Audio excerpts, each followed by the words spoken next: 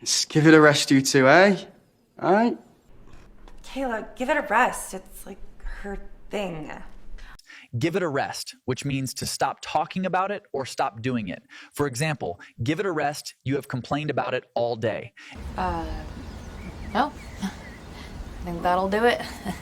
Right. That'll do. That'll do, pig. That'll do. That'll do. It means that is enough and no more is needed. For example, you can say, that'll do, you have cleaned the room well enough. Don't hold your breath. But don't hold your breath. Security is tight. And don't hold your breath.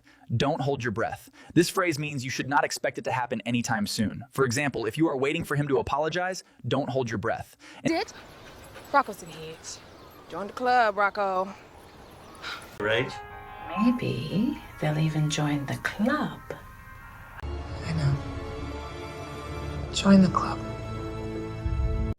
Have you ever heard someone say, join the club? What do you think this idiom really means? Comment the correct meaning below before checking the answer. Let's see how many English experts are here.